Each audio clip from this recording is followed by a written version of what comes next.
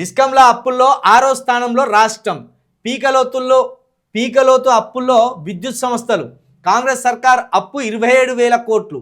ఏటేటా పెరుగుతున్న డిస్కంల నష్టాలు.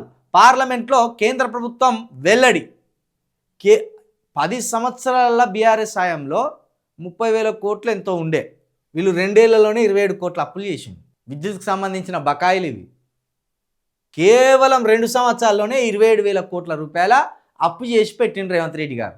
ఇప్పుడు ఈ అప్పును ఎట్లా తీరుస్తారు తెలుసా? వ్యవసాయదారుల బావుల దగ్గర మోటార్లకు మీటర్లు పెట్టి వసూలు చేస్తాడు. కేసీఆర్ ఏం మొత్తుకున్నాడు? అరయ్యా మోసపోకుర్రా రైతులారా, వ్యవసాయదారులారా మోసపోకుర్రి. ఈ కాంగ్రెస్ అనే ఒక కర్కశ పార్టీ మీకు ఆశ పెడుతుంది. కొండంత ఆశ పెట్టి మిమ్మల్ని బొందల పడేసి మీ నడ్డి విరిచి పారేస్తుంది అని చెప్పిండు కేసీఆర్ గారు. కానీ మన గ్రామీణ ప్రాంతాల్లో ఉన్న రైతులు మోసపోయారు. కాంగ్రెస్ కోట్లేసింది. ఇప్పుడు 24 గంటల కరెంటుకు బదులు 12 గంటల కరెంటే వస్తుంది. రైతులు చెప్తున్నారు 12 గంటల కరెంటే వస్తుంది. ఎరువుల దగ్గర తన్లాట, కొట్లాట, గోస పడతాను.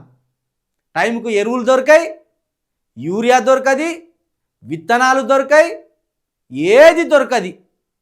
ఏది దొరకనప్పుడు పంట వేయడు, పంట అయినప్పుడు కరెంట్ వేయవలసిన అవసరం లేదు. ఇన్ని ముడిపడి ఉంటాయి.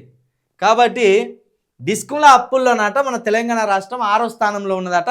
2 ఏళ్లలోనే రేవంత్ రెడ్డి సర్కారు 27,000 కోట్ల అప్పు చేసిందట. ఈ రైతుల నెత్తి మీద పెట్టింది. ఎందుకంటే రైతులకు కరెంటు కావాలంటే ఈ అప్పులు తీర్చాలి. ఈ అప్పులు తీర్చాలంటే రైతుల మీదనే మళ్ళా ఏదో ఒక రూపకంగా ఈ డబ్బులను వసూలు చేసే కార్యక్రమం ఉంటుంది. అది మీటర్ల రూపంలోనో కరెంటు ఛార్జీల రూపంలోనో ఏదో విధంగా రేవంత్ రెడ్డి గారు గుంజే ప్రయత్నం అయితే చేస్తారు. దీన్ని తెలంగాణ రైతాంగం గుర్తించవలసిన అవసరం అయితే ఉన్నది.